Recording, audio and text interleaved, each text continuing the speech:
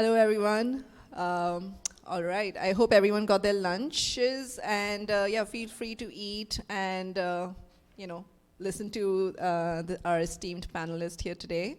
Quickly introducing myself, I'm Niharika Hanglam. I'm the program director here at the Kaplan Institute, which, as most of you may know, is the tech innovation and entrepreneurship hub here at Illinois Tech. A lot of the work that we're doing here is really supporting our student entrepreneurs and student ventures and also alumni ventures to really help them scale up and succeed. We have a student body that's extremely diverse, extremely community-minded and focused, and that's something that we are very proud of.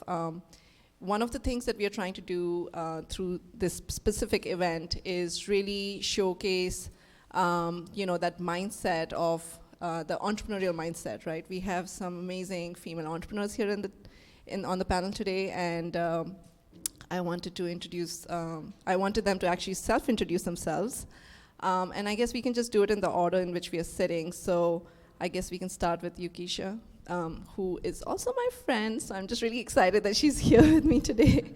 So welcome. Thank you, and thanks for having me. Again, I'm Keisha Howard, founder of Sugar Gamers, which is a tech advocacy organization that I started in 2009 before all the movements, because I felt like the tech industry needed more inclusion and innovation in how we sort of teach tech and how we have fun with it. So really happy to discuss this with you guys today, so thanks. Thanks, Keisha. Terri, I am just such a huge fan of what you do, and Terri has done some amazing work just being a community builder in the tech innovation ecosystem here in Chicago and beyond. So I'm just really happy that you're here and so excited for our students to learn from you. Well, thank you so much, and really looking forward to having this come together, and thank you for having me. I'm Terri Brax, and I'm the founder of TeacherCare and Women Tech Founders. So TeacherCare provides private education and childcare in the home, and in the growth of TeacherCare and jumping further into the technology and so forth, I came to learn what the women in technology world was missing and all the gaps there, and I'll talk more about it later, but that's what formed Women Tech Founders then. Thank you. Thanks, Terri. Lisa, you are ACU and founder of your own tech startup that has done really well and has been really successful here in Chicago. I would love for our students to also learn from you and hear more about you. So do you mind sharing a few words about yourself and what your organization Proxfinity is all about? Yeah. Thanks for having me. It's great to meet everyone here and to be on this panel. This is my first time talking to a microphone in I feel like years and years now, so it's very exciting to be back. Co-founder and CEO of Proxfinity, which is a hardware and software startup that I founded, I think in 2015.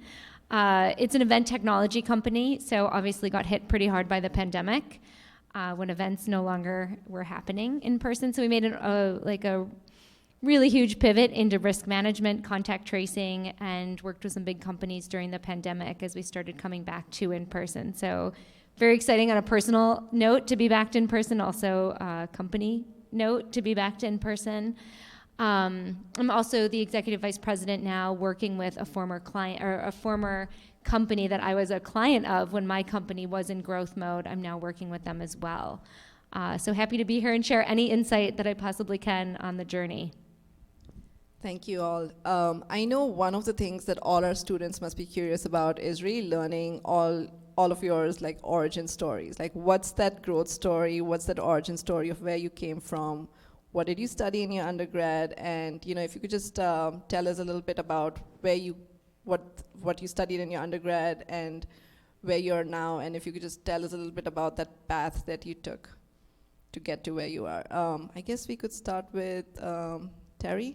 I'm gonna go go zigzag. Yeah. Mix it up a little Mix bit. it up. Yeah. So, as far as an origin story, I think my path started well before college. It probably started like as I was born in a different college where my biological mother and father met, which was the University of Illinois, and my father was studying engineering, and my mother education, and before she found out that she was pregnant, my father had gone back to his origin country, and so I wound up in a home with a mom who was a concentration camp survivor. Actually, she was a prisoner of war, and she had some amazing history behind all of that. I actually have there's a Forbes article about it. If anybody wants to read it, hop on my LinkedIn. But she lived underground for 2 years. And during that time period, she was the caretaker for the dying, and she also was the caretaker after people passed. And so she was just a young girl, and she was alone there in this situation. And people would die, and they would be sent down to her, and then people were taken eventually up. And this obviously created a different mindset, talk about grit. I mean, far beyond grit. And so her survivor story and what happened to her afterwards has definitely formed a big piece of who I am. And along with that, she was my first introduction to what a badass woman can really look like. And I have always had so much respect for women like these founders who, take something that is a problem and build solutions. And like all of you, I understand that you've got that bug. And when you are a person who has seen adversity, I think that that's truly a gift when you're an entrepreneur, that you can draw on where to take that. And so I'll talk more about that later, but I started from there, and my path was really looking how to make the world a better place. My adoptive father was very abusive, and so I saw the dynamics of power as well and how that plays out.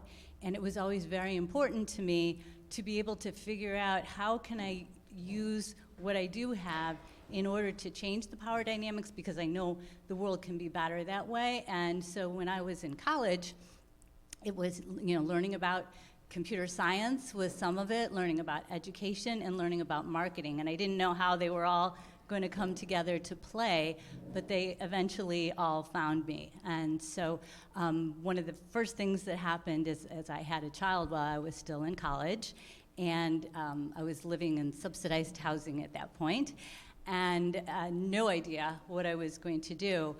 But I wanted to be a really good parent, and I got a job straight out of college, pregnant, and back in that time, that was like a fireable offense, pretty much. It wasn't fireable, but I was kindly asked multiple times by my regional manager after they found out. So I wanted to have a better place for my son and figure out how all this was going to come together. And I wound up building TeacherCare. And TeacherCare was a place that was like the ultimate vision of what it could be like to give a child everything that would help them develop to their potential. It would be individual attention. It would be, being right there with them and watching what their interests were and what their needs were, and being able to go there. And so I started this company where teachers would go into private families' homes, and they would provide for the unique needs of children. And we had many children that had special needs. We had children who were foster care. We've worked with Mercy Home for Boys and Girls. And we have also worked with some of the world's leading families, because they can appreciate the difference that an early childhood education makes. So many of these families had passed the word on, and I thought, I really want to be able to give this to every young child that needs it. In order to do that, I need to really fully put myself into technology, because that's how you can scale. And so going into the land of startups back 8 years ago put me in a situation where, at that time, roughly 3% of all tech startups were led by women. And there were no resources there. There were no groups, support groups, anything like that.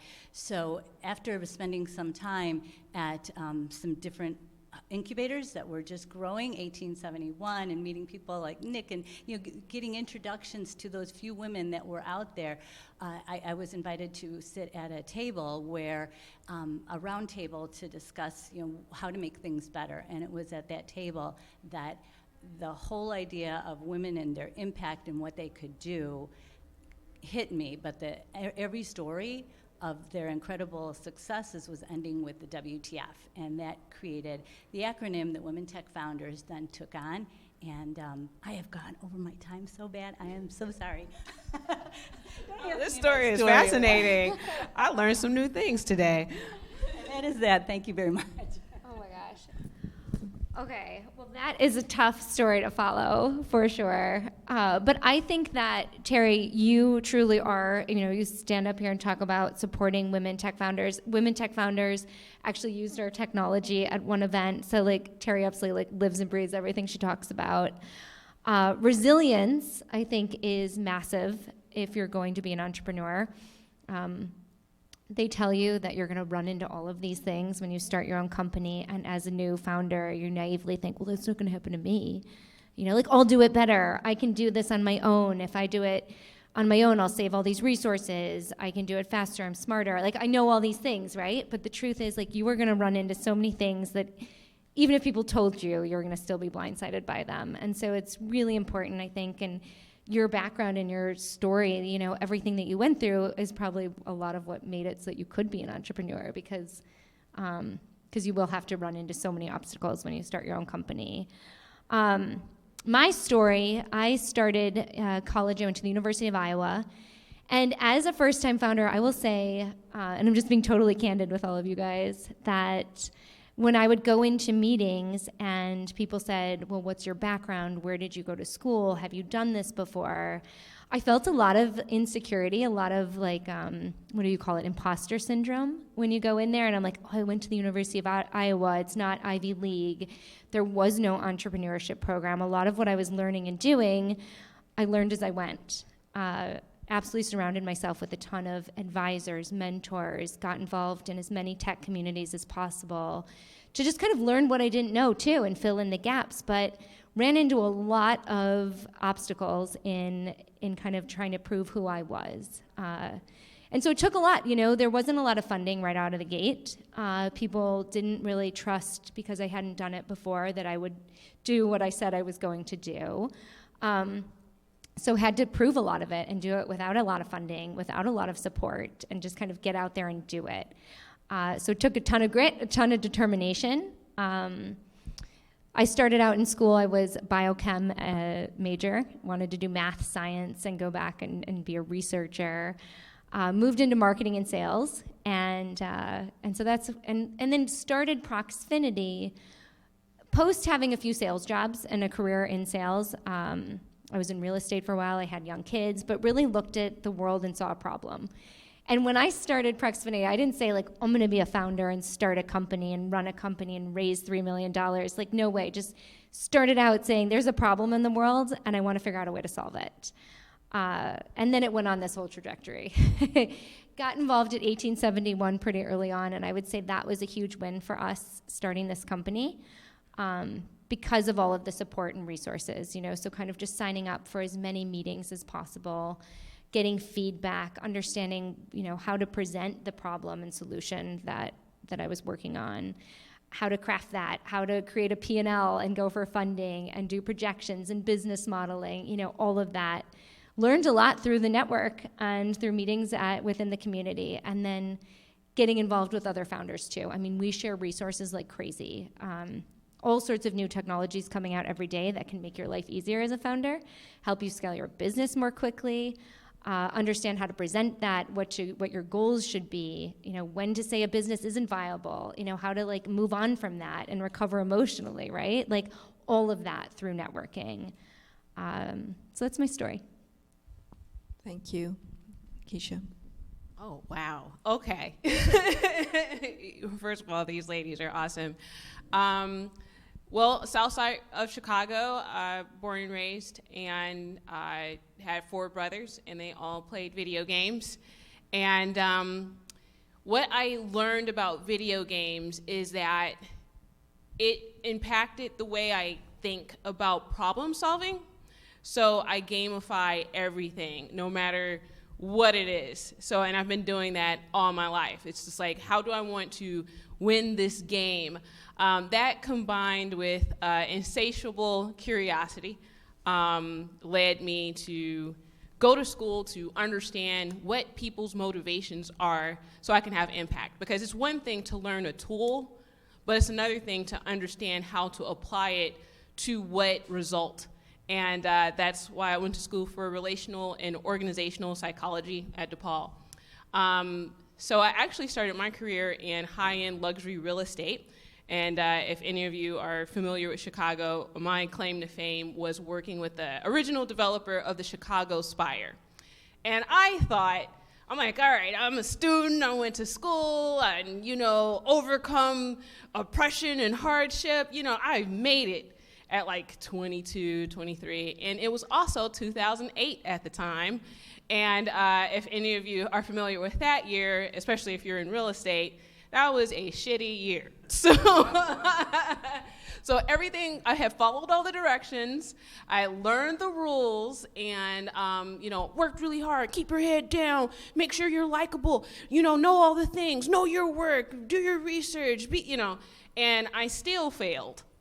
So everything kind of crashed and burned, no matter how hard I worked because of the economy at the time.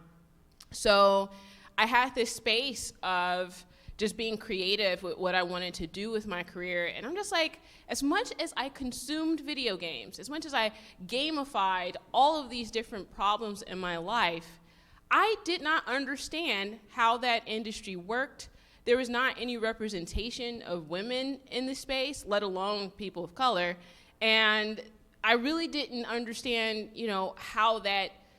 how it was profitable and where the opportunities were. And I'm just like, well, I'm gonna change that because if I don't know, then that means that there are other people out there like me, maybe. And so I started Sugar Gamers 12 years ago with the idea of making the space more inclusive, because if gamifying my life helped me solve so many problems, like the potential of this industry is profound. So 12 years later, doing a whole bunch of cool stuff. I'll tell you about it if you got the questions, but that's my origin story. Thank you. I know I'm extremely awestruck right now, and I'm sure all our students here, everyone in the audience, I can see a lot of nodding heads in agreement. Thank you all for being so vulnerable, authentic, and just being real with us. Really, really appreciate that.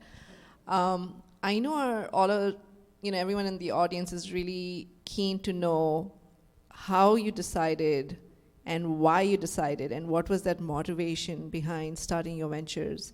I'm definitely seeing a common thread around just bringing community together, bringing people together, bringing ideas together. But if you could speak to your individual ideas and organizations that you have started, can you just walk us through, where that inspiration came from when you knew that it was going to be more than just that idea? Lisa.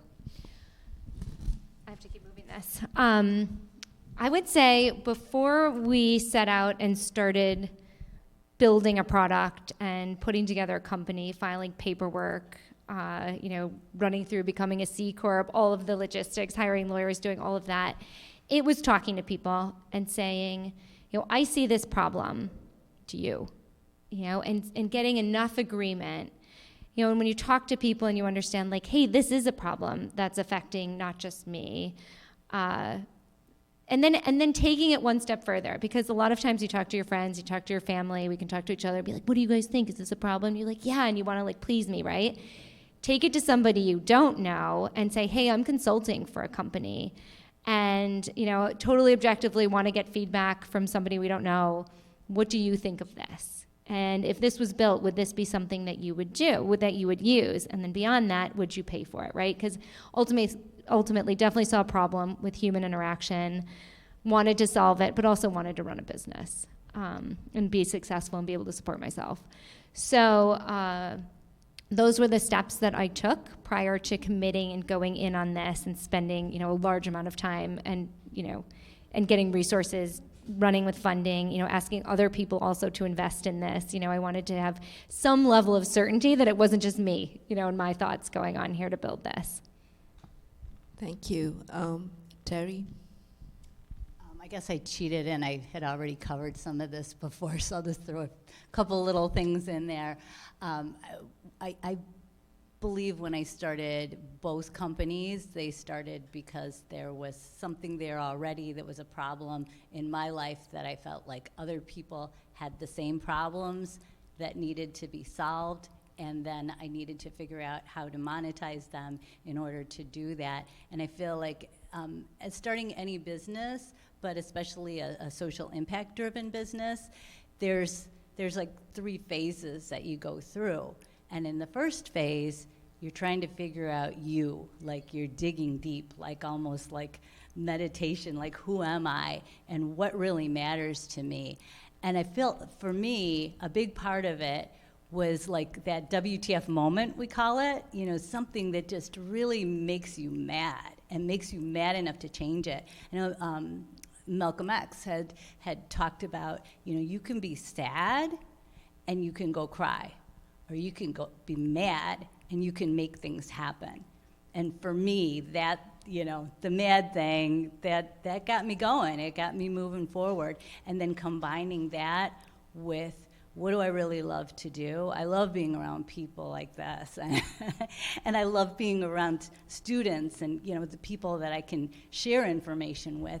And then mixing all that up with, what am I good at? What's like my natural state of things that I feel good about that maybe other people have told me I'm good at, and kind of mixing those together, and you come up with a bunch of solutions that need to be explored.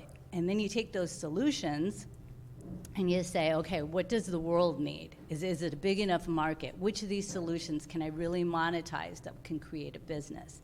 And when you're all done with that and you go and you do the test, build, learn, all that great stuff, then you come back to, how can I give back? And it's a whole cycle. So, Thank you. That was extremely insightful. Keisha? First off, I am very different from these 2 ladies in that I can tell you from the beginning, I actually did not want to be an entrepreneur. I was like, this look hard. Every entrepreneur I know is broke and works all day and all night to not make any money. Like, who would want that life? And then they're just like, oh, let me tell you about my idea. And I'm just like, it was frustrating for me to look at other entrepreneurs. I'm just like, I'm just going to have a job, get 2 weeks vacation, a salary. I know when I'm getting my paycheck. But the curiosity got me. I actually didn't know what I was doing. I just wanted to do it.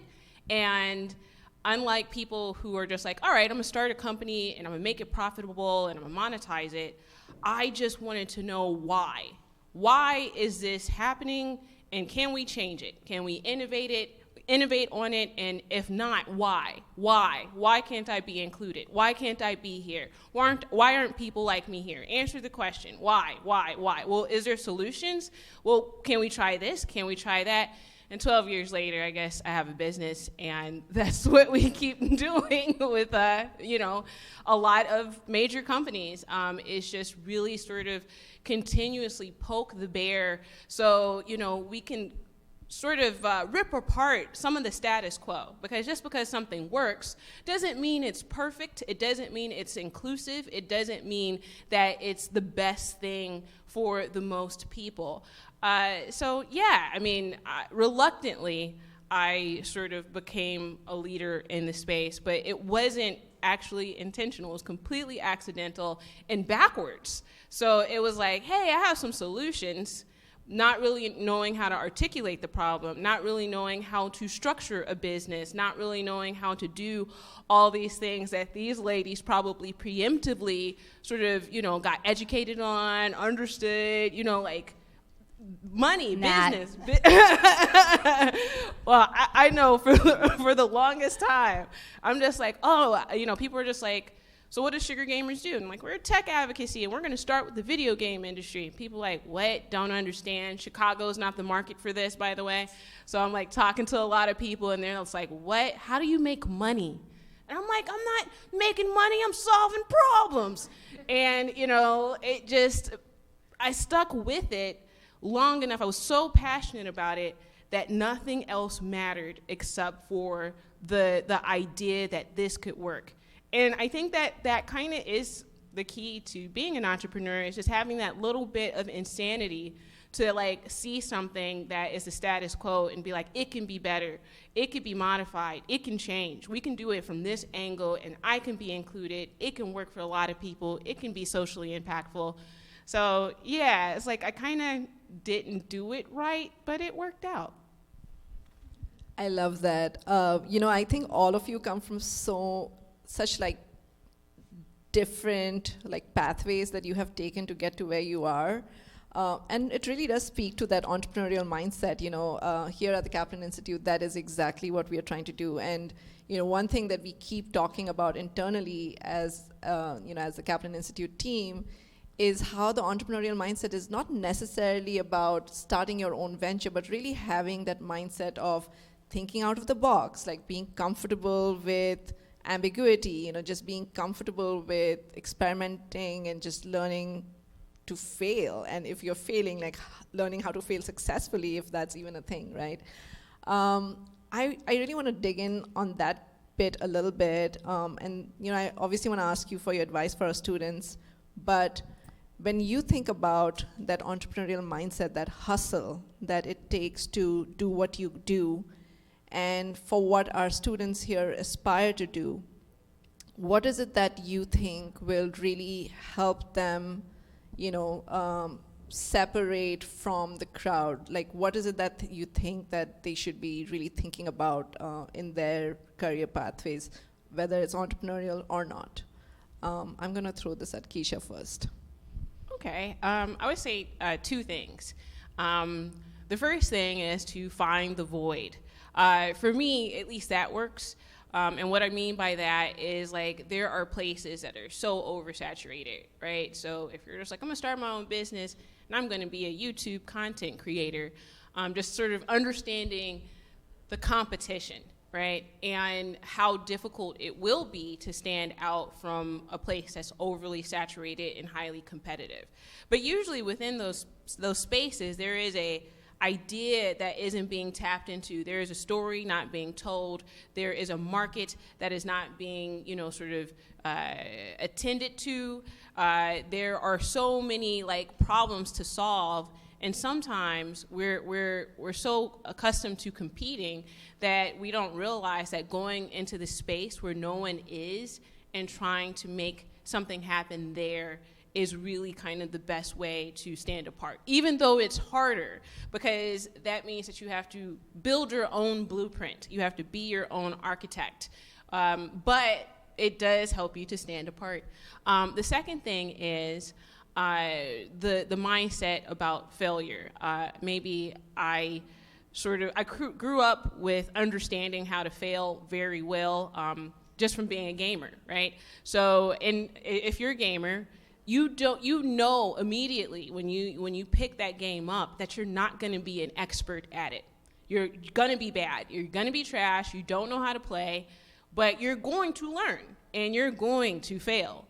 And that is the only way you will get through the game, and that's the only way you will get good. That is the only way you will discover where your skill sets are and how you can apply them, is to fail and learn about yourself through each of those failures and learn unorthodox approaches to win, right? So maybe you're not good at a certain component to get through the process, and failing might be frustrating there, but then you learn that if you tap into other skill sets or you ask for help in different ways, that you get to that end goal. Not only that, winning is repetitive.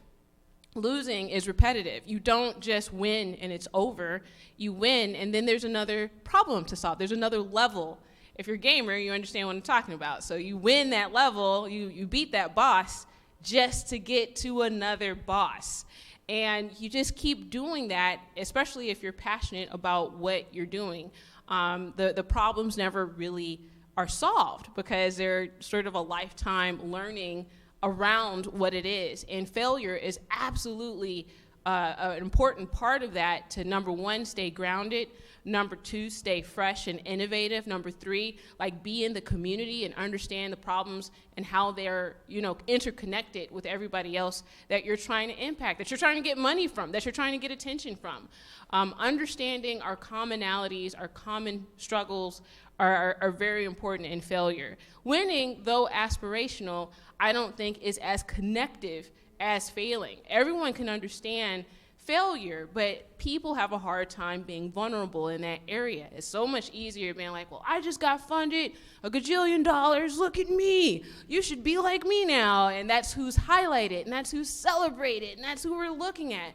But really, I look at those people who are constantly still trying after year after year, trying to make something better for more than just themselves, more than just their immediate community, and more, just the most amount of people possible. And because I understand how difficult it is to have a heart that connects to so many different types of individuals. So failure and finding the void, for me, are like the most important parts of that. Thank you. That's extremely powerful. Terri? Yeah, that's super interesting, the way you put all that and comparing it to video gaming and wrapping the head around it. I think that's great. Yeah. Go, girl. So, hard to go beyond that, but that's great advice, and I totally agree with all of it. I'm just going to kind of expand it in a little bit different direction, but this failure thing, that drives me nuts, is how you teach. And, I have a company called TeacherCare, right? And we work with young children. And for me to watch a teacher make a child feel less than because they didn't give the answer that's supposed to be the right answer, which maybe isn't even the whole answer, but that child may very well see something that teacher didn't even know existed, and yet they are made to feel small because their answer is different. This is like, it blows my mind that there isn't a better way to teach children, and I think that there needs to be a lot more concentration, and we're in this whole pandemic world now where education is changing, and hopefully there are people like you that are out there in the space that's going to make a difference for the future, that through technology or through other ways we're going to be able to reach children more individually, so they all know that what's in their heads, that can be right. It doesn't have to be wrong, and not only right, but it can be great, it can be amazing, and it can take them to worlds that are like beyond the imagination a lot of times. And as you all know, as you're sitting here, how important technology is. If that kid gets squashed when they're 5, how are they ever going to get here? They're not. If they feel they're not smart enough. I think one of the things that has made me realize how important that mindset is TeacherCare, we do work with kids from Shelter Inc. And we have these holiday parties, and we have kids from at-risk situations come, and we do arts and crafts with them, and it's a really great time. We had a little girl that came, and she was maybe 3 years old, 4 years old, something like that. And she happened to be Asian, and her mom was with her, and she came up to the table, and she made this really cool thing out of the little pieces that we had. And it was very unusual. And I said to her mom, such a smart little girl that you have. And her mom was just like shocked. And she said, smart? Nobody would say she's smart. She can't talk. And I explained to her how smart can be different things. And the mom just beamed. And you could tell that interaction was going to change. And those little moments that we're all out there making those kinds of differences, teaching kids that it's okay to fail, or whatever that concept of failure is, that's so huge. So. Yeah, so I think advice that I would give, in addition to everything you guys just said, which, okay, yes, failure. You learn twice as much from every fail as you do from every win. I was just talking to my sister about it, and she was like, I think I'm going to fail. I was like, do it. And like, you will learn so much more from everything that you do wrong on that move than anything you would have just done right out of the gate, right? And she's like liberated her to like move forward and make the next move at whatever she was struggling with at the moment. Because there's a lot of pressure to win. And we see all these companies, you know, that are winning and succeeding. And, you know, I went through a program at 1871 with Stephen Galinas from Cameo and Gary Cooper from Replay. And since they've become, you know, big, huge startups in Chicago and very recognized, award-winning. And we were in there with them in the trenches and they were figuring out who they were. And we look at them now and we're like, man, they knew it all along. It was so easy. It wasn't. And so we glamorize all of these really successful startups that get funded, but there's a lot that goes into it, and a lot of failing, a lot of trying, and a lot of hard sleepless nights, a lot of tears. But I would say additional advice, in addition to saying like it's okay to fail and just like understand that you're gonna learn more from that, is don't be afraid to reach out. Like, I am on this panel, we're on this panel, like, reach out to me on LinkedIn, informational interviews. If there's something that you want to know or something that you're trying to do, like 20-minute phone call, conversation, coffee.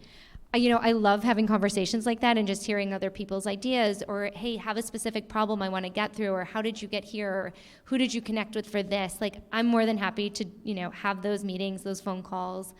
I think informational interviews go a really long way, whether it's you're starting your own company or trying to figure out how to get to a position that you see could be an opportunity. You know, I know when you set out and meet people, my sister was like a pro at this when she was in grad school, had all of these informational interviews with people that had careers that she was, you know, that she admired or wanted to model herself after, and they gave her all this advice. And as she rose up and continued her career, these are now her colleagues. And they remember her win. And so I don't think she set out trying to do that, but it really like set a reputation for her from a very young age, where people knew her, understood her, what she wanted to do, and now they're in her network. So I would say as you start, you know, kind of, you know, your own ventures, or, you know, looking to work on someone else's, or you see something that you're passionate about, you want to get involved in, like, don't be afraid to reach out. Thank you. I know that I can attest for the fact that if you were to reach out to any one of these ladies, and even a lot of the other founders here in the Chicago tech landscape, like, they're going to be extremely approachable. So that's great advice. I know that's exactly how I connected with Keisha and Terri, you know, in a previous role, where I just reached out to them and I was like, can I get on an informational call with you guys? So no, that advice is extremely valuable and something for all of you to, like, you know, just remember that. Never be afraid to reach out. I have one more question for all of you before I open it up for audience questions, so get those ready. You know, you alluded a little bit to some of the types of challenges that you have faced. And I know a lot of it is oftentimes systemic, especially as female founders, and, you know, especially in the tech domain, so to speak. Can you highlight, like, maybe one or two specific challenges that you may have, you know, encountered in your entrepreneurial journeys, and just share a little bit about what that was like and how you may have overcome it or not necessarily. But yeah, I guess I'm gonna start with Terri on this one. Start with Keisha. Oh, no. No, I didn't. Oh, my God. Okay. Start with her. Okay, all right, we'll give Terri a minute. I went into a meeting with a male advisor, and I said, will you come with me on this investment pitch? And it was, you know, I felt it in my bones sometimes when I'd go into these investment pitches, that some of the questions I got asked, you know, when you read about this stuff, like, do they ask this of everybody? And I talked about, like, how they would, like, grill me about my background, where I went to school, you've never done this, you're very green. But I went to a meeting and they went off on something, I can't even remember what it was now. But the male advisor that I had with me in the meeting, who had previously raised a lot of money and had a successful exit, said he'd never gotten asked those questions ever at one of his pitches. And I was like, okay. It's not in my head, right? And that was a little bit vindicating. I felt really just kind of like, didn't change the pitch, it didn't change that it had happened, but I was like, I felt known and seen, and like I wasn't crazy. So I don't know if that's advice. That's something I've run into, is just like inappropriate questions. And I go in naively, or used to, thinking the best of every meeting, that it's going to be appropriate, it's going to be above bar, and I'm going to get the same questions that any other entrepreneur would get. And I wouldn't be prepared for the wrong questions, or how to, cut off a spiral that's going in a direction that I don't control. I've learned from that. I've had a lot of advisors and mentors kind of work through some of the things, what to say and how to control the narrative. And so I would say, when you go into those kinds of pitches, hope for the best, always think for the best, but kind of be political. Go in like a politician. You answer the questions you want to answer, the way you want to answer them. And when they start to spiral, be ready to cut it off. And if you see a meeting that isn't going the way you want it to go, or you're not feeling the way you want to feel in a meeting, it's more powerful to walk out and say, this isn't the meeting I was intending to have. If it isn't something that you're interested in or that you're serious about, like, we don't have to keep this going. And so it's kind of dark, but I would say that's something that I've learned and been now prepared for. Learning to say no, I think it's one of the biggest life lessons I have gotten for myself as well, yeah. Okay, I think I'm ready. Thank you. I think the biggest challenge that I've had is overcoming myself. That has been like a step by step. And I feel like I'm finally at a point where I feel very comfortable in my own skin, and that has taken way too long. And I hope all of you will shave off decades off of what it's taken me. I have learned so much from meeting other founders, men and women, and learning from them their stories, watching them as role models on how they've handled situations. That has made a huge difference. In fact, first friend that was a founder was in the gaming industry, Jordan Weissman, who created BattleTech. And his wife was my best friend. And so I had a chance to see what it took behind the scenes, like way, way behind the scenes. His company was bought out by Microsoft, and he's worked with Disney now, and all kinds, like Steven Spielberg's a friend. Like, he's insanely successful now. But when I knew him back in the day, when I realized this whole mindset of mine needed changing, was the day that he was throwing up. He was in the bathroom all night throwing up because he had borrowed a bunch of money from his mother-in-law, and he was sick about it. But after that, knowing that he had to go through that kind of a thing, that made me so much braver when I needed to go out and do my own thing. And it's like all those little stories, they start making you feel more comfortable. So go out there in the community. There's so many great organizations here in the Chicagoland area. Find out which one is you. You will meet people that will change your life. You'll make friendships that you'll have forever. And I think that's my advice. Thank you. I want to just say ditto to what Terri just said.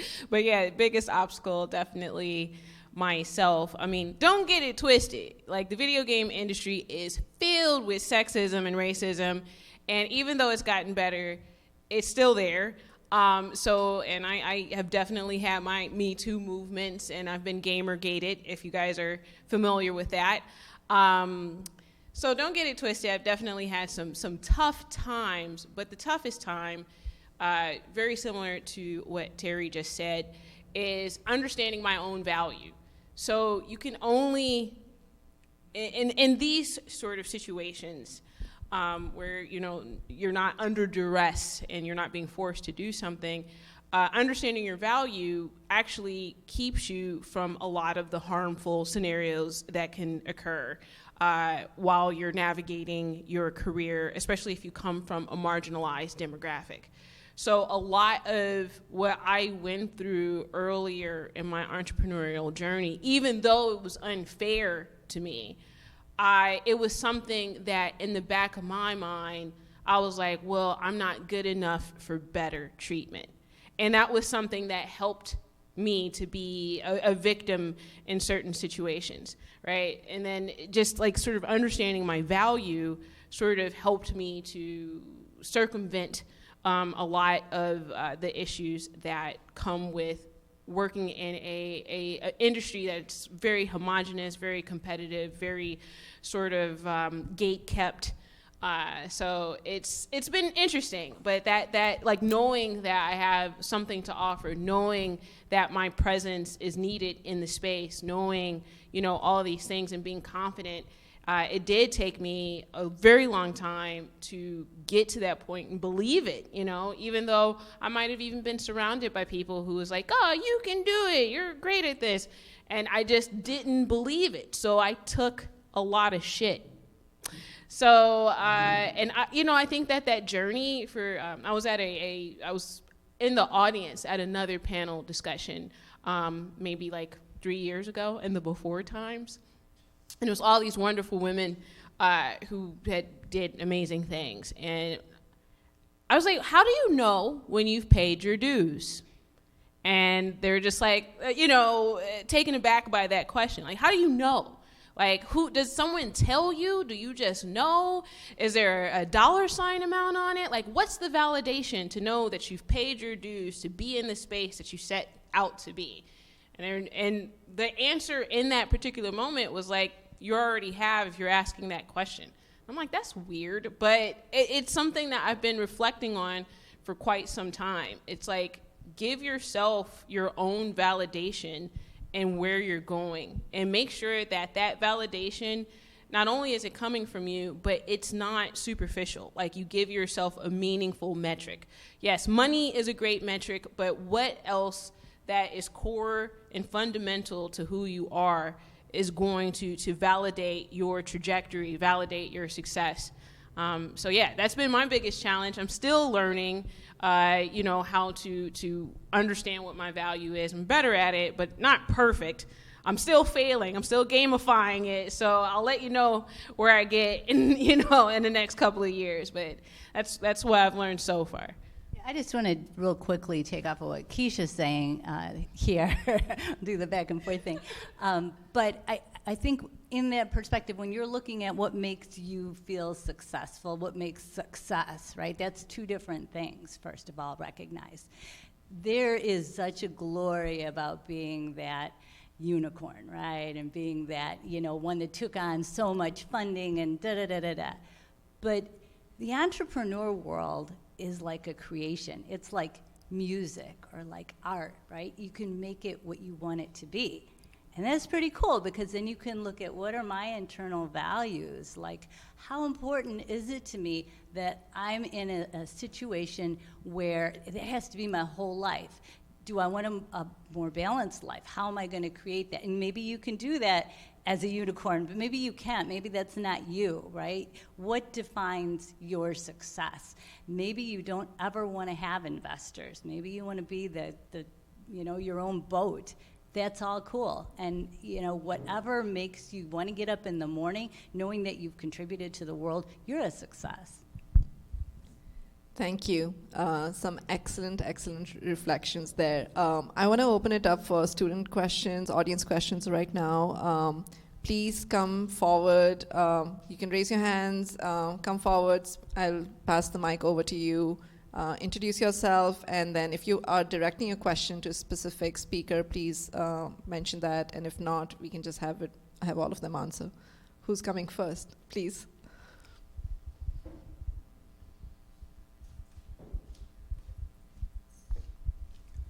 My name is Alistair Mcgrath. I'm trying to start a startup, essentially to give creators the resources that they need in order to succeed. And I hear often that entrepreneurs are constantly working overtime all the time, having sleepless nights, etc. But I've never heard how you deal with accounting for rest. So just directed at all three of you, I'm curious how you make time to sort of recharge and stay on track while not constantly overexerting yourself and burning yourself out.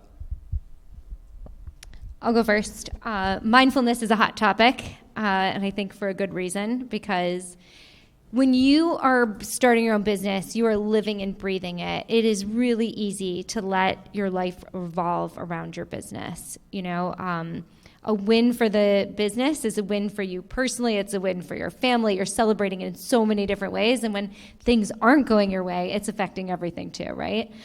I have 2 little kids. They're 12 and 10. And so I would say, you know, it did affect me at times. When we were having great times, I would be a happier mom. I would be more up for going and doing things. I felt lighter. When we had bad days, I was darker. You know, I had a hard time disconnecting and separating that and still being a present mom, because my mind was just reeling with what am I going to do next, right? So relating with you, it is very easy to get down that rabbit hole and let it happen. You have to consciously say, and there's this thing, I don't know where I heard it, but like put a pin in it. You're like, hey, these things are always going to be here, but I am going to take 45 minutes, an hour. I'm going to exercise. I'm going to nap. I'm going to be present with my friends, with my husband, with my kids. And just set a timer. 45 minutes, an hour, and whatever I'm thinking about with work, like that's not going to go away, but I can come back to it. And so I would say like making those little segments of time, whether it's rest or something else that you enjoy that has nothing to do with your business, to try to do at least 1 or 2 of those every day.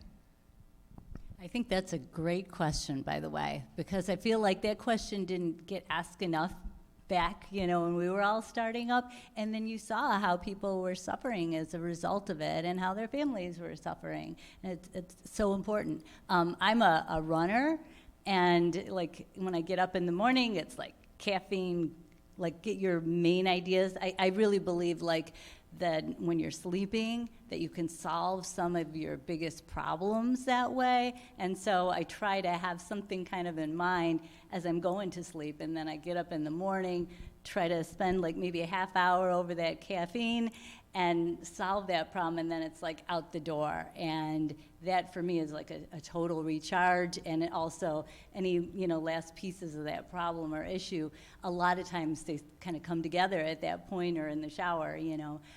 But that's really helped me, and I so agree, like, as far as with the family, sometimes you just need to, like, say, that's it, you know, because you have to have your priorities in life. And I always had, like, there was something in my diaper bag, right? My laptop, my something is always in the diaper bag when I was going. And I think it's great when you can merge things, but it's also great when you can take them apart when you need to. I always say I'm terrible at that still. However, I think I'm not unhappy though. I think that there's a difference between like work-life balance, and when I think about work-life balance, I feel a lot of pressure. I'm like, oh man, I'm not doing something right. So I think of it more so as work-life integration, because I love what I'm doing. I like the people that I'm with, and sometimes being up is a boost for me because I feel like I was so productive and I met people and it was just worth it, right? And even though I'm exhausted, and that might not be good for everyone, I liked it. I can ground myself in knowing that I made the choice to do what I was doing, and I felt like it was valuable to me. I felt like I was producing something that was meaningful. So how I guess I do the self-care is being around people that hold me accountable. So if I am too burnt out, then for the people that I love or for the team that I am supposed to be leading or supporting, then I'm doing a disservice to them. So they are the ones who actually hold me accountable to the rest that I get, but we do so through collaboration. So they're just like, oh, Keisha, you're working too much, so I'll do this part, and you can rest this day. And that helps me because then there's another person that is, helping me think about things while also comforting me that the other things will be done. So it doesn't feel like, oh man, all these cool things that I was just trying to put forth are just gonna fall by the wayside. So when I'm taking my nap or trying to have fun, I have a feeling of guilt. And that is a really hard feeling to get over. It's like, but I'm pressured because work-life balance. You got to take care of yourself, self-care. But then I feel guilty when I do it. And that's probably something I need to go to a lot of therapy for. But in the meantime, this is how I've honestly dealt with it, is just having my friends and family sort of hold me accountable in a way where they tangibly share with me too their time to help me see things through, see my goals through. So I'm not feeling overwhelmed like things won't be done if I do nice things for myself. I don't think that there's any right and wrong in any of this stuff, like with integration, and bringing it into your life. Like, yeah, maybe when you have a young family, it feels like you're taking away from them, but you are also modeling to them how to think like an entrepreneur, which that is like life-changing for everything. It's when you're dating, when you're, whatever happens in life, there's ups and downs. Resilience is gonna help you. There's like so much that you can learn. I started my first company, my daughter is literally sitting on my lap and she was putting stickers on the folders that we were using for the families, and she learned, and I think that it served her really, really well. And so, yeah, both of these ladies had great points. Work-life balance and work-life integration. If I may add my 2 cents here, I think how I felt about work-life balance when I was younger was very different from how I feel about it now. I think there was definitely a time in my life when I was working like 15-hour days and I had absolutely no, I loved it, I thrived on it. But I think now, so I think it really also depends on what phase of life you may be in and where you find that balance, and what that really means to you and where you get that energy from. On that note, where's this next question coming from? Salim, come here.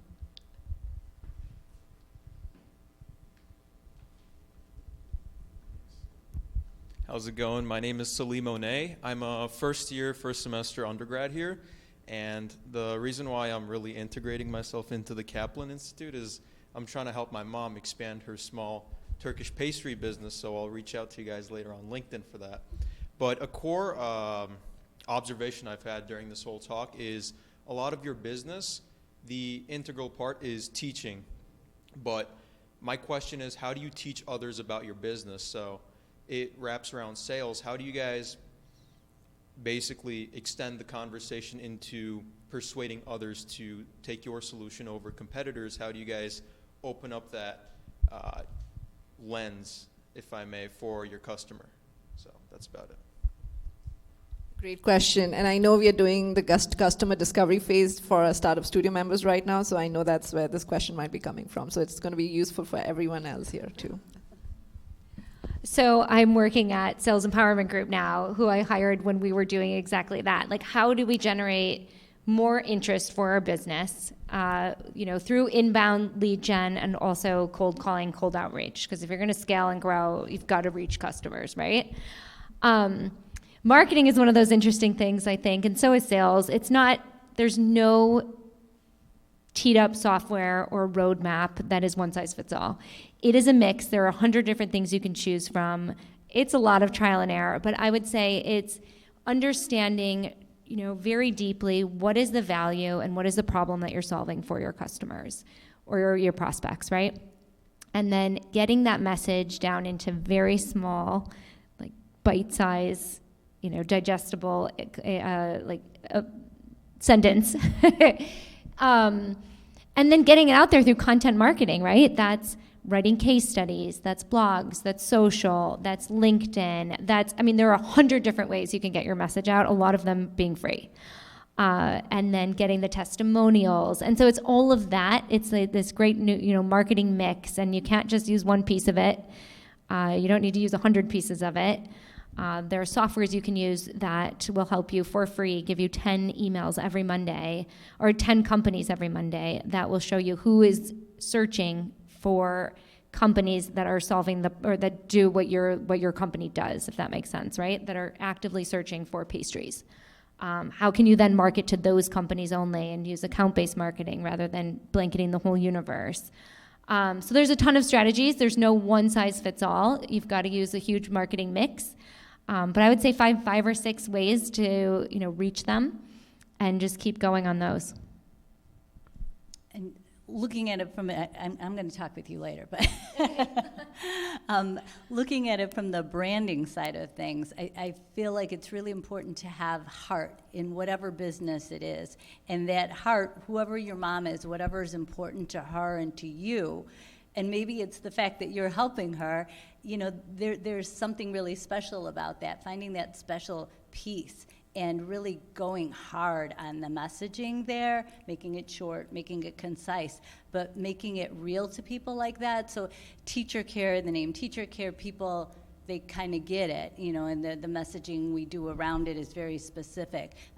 Women Tech Founders started out with that acronym, and because people understood all the adversity that was going on with women in the tech industry, it needed very little messaging, and, you know, it was BAM.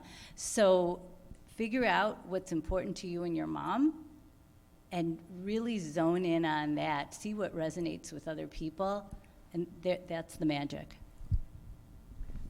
I would just say find patterns. So with every industry and every business, there's patterns of how things kind of work, right?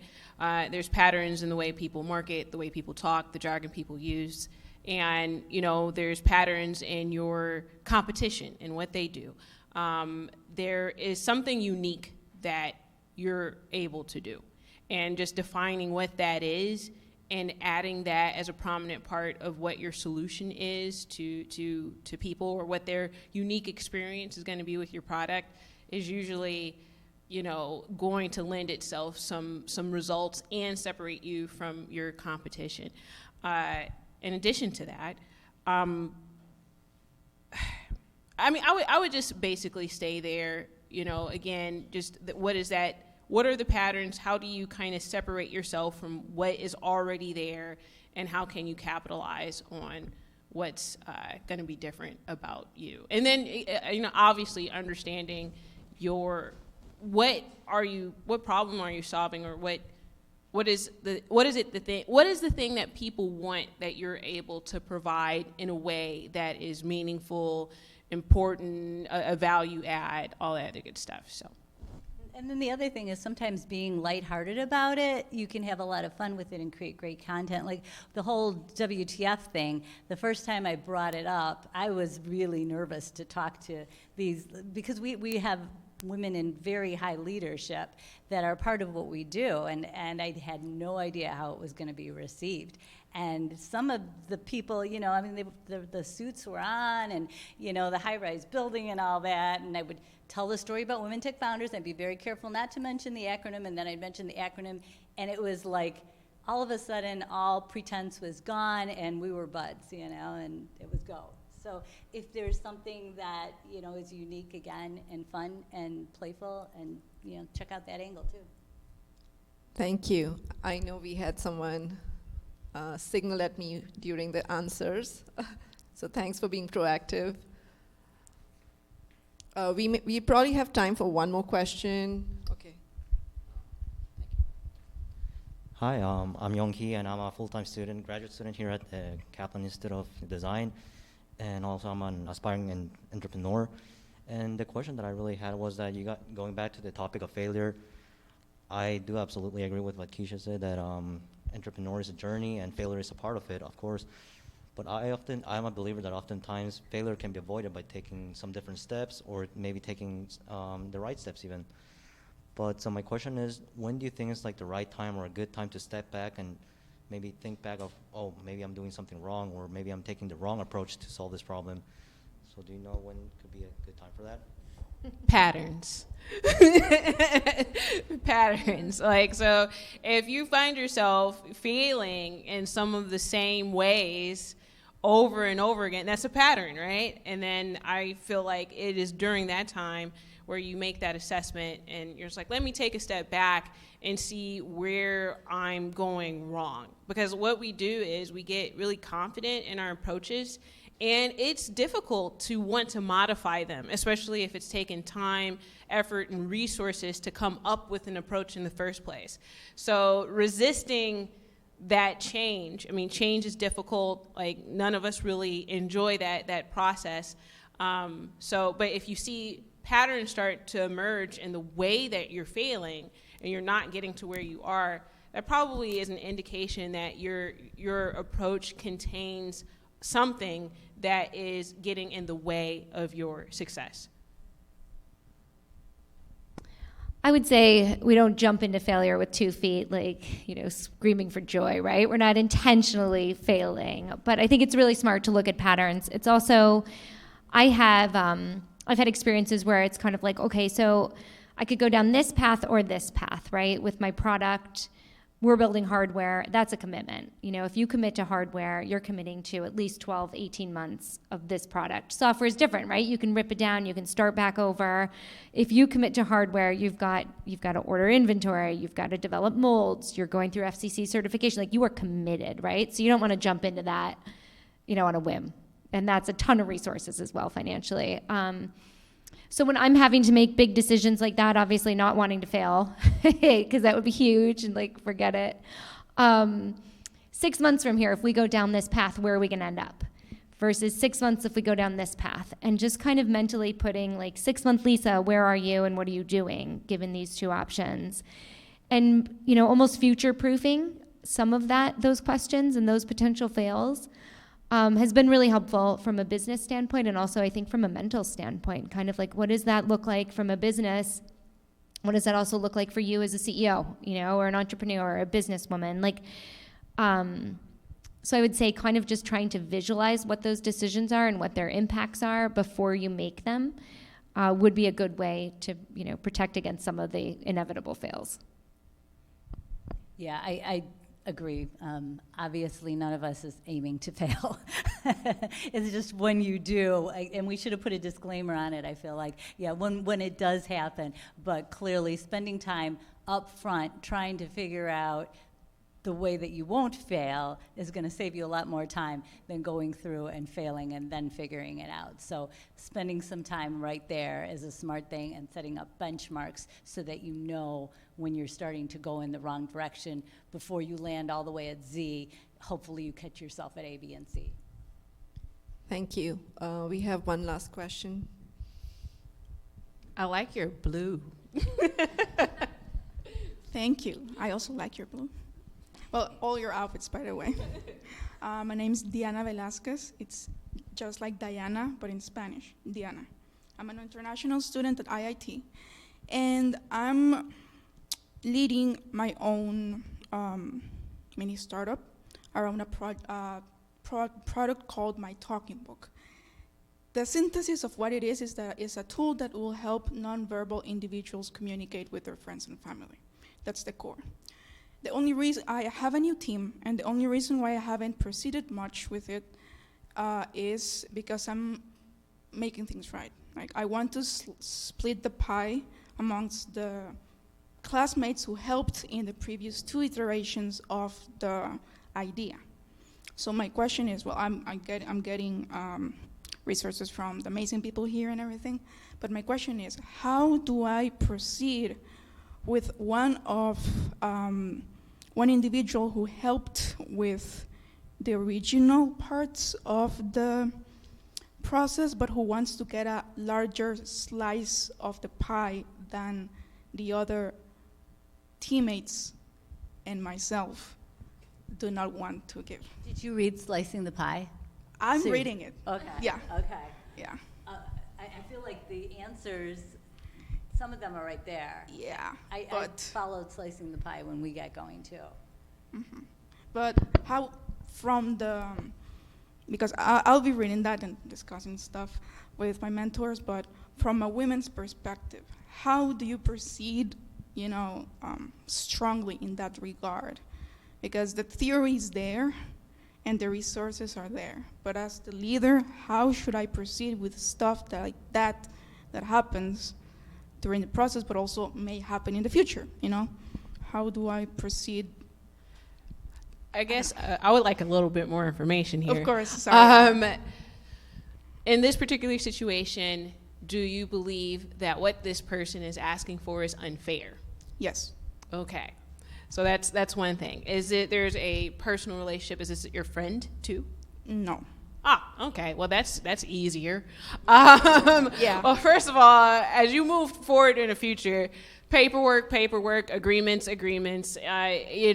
lawyers. I think that the two most expensive cost, or the things that you need to allot for when starting any startup in a serious manner, is legal and marketing, which are outside usually of the concept of whatever it is that you're working on. So you're probably good at, like working on a tool for nonverbal communication, which sounds really dope, but then you're dealing with the minutia of legalities and equity and, all that other stuff, which is not fun. If you're in all fairness, and I think I got some of this from slicing the pie as well, it's like who's seeing it through, right? And conceptually, I don't know how that works for you, but I in my experience, because I've been in that situation many times, and at the end of the day, it's basically a legal action in which if you're protected legally and you own your concept, it's about your own personal sense of fairness and what is going to be best for your team moving forward and best to see this idea through. And that's very subjective, right? So it's going to, take some of this, some instinct and gut, and sort of understanding where your legal standing is. I think I'm going to just put a caution on what Keisha said. As far as having legal expenses, you can very easily sink into the legal hellhole of money.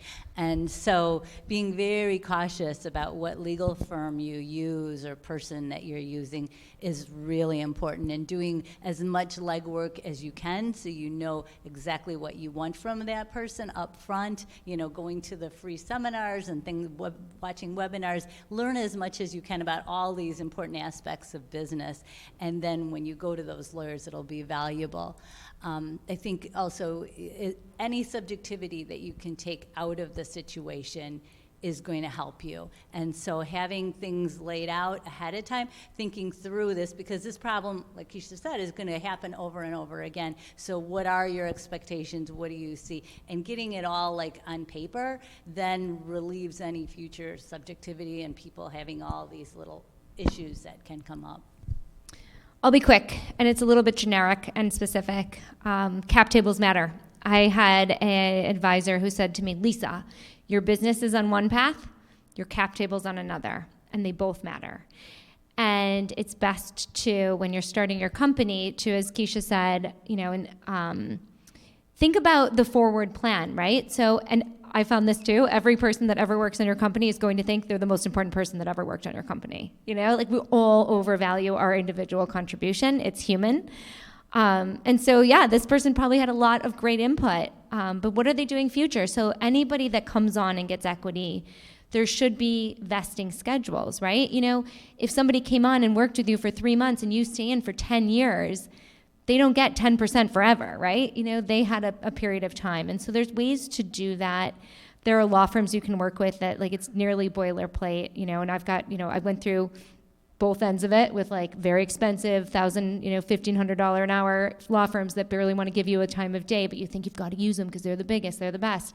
Then you go to the ones that are in the hundreds and you're like, oh my God, they're treating me like royalty and they're giving me such good value. So done both ways on it, but I would say don't push these things off. You want to take care of your cap table, and it's on its own path, and you do need to focus on that in addition to building your business, with as much intent and strategy. Thank you, everyone. Great questions. Thanks to all of you for attending again. And Lisa, Terri, Keisha, I am just so grateful for your time here. Thank you so much for making the time to come here to Kaplan. We're just so grateful. And again, thank you for being so authentic and vulnerable with your responses and just being real. Thank you to everyone here. I do want to do a shout out for Kinza. Kinza, do you mind standing up? So Kinza was behind the scenes putting all of this together, so big round of applause. Thank you so much, Kinza, for your hard work. And Sunny, I know some of you already know we have the Startup Studio program. For those of you who are not already involved and want to start your own ventures, please get in touch with Sunny. Sunny, do you mind raising your hand? Yes. And thank you again. Thank you for spending your afternoon with us. Thanks.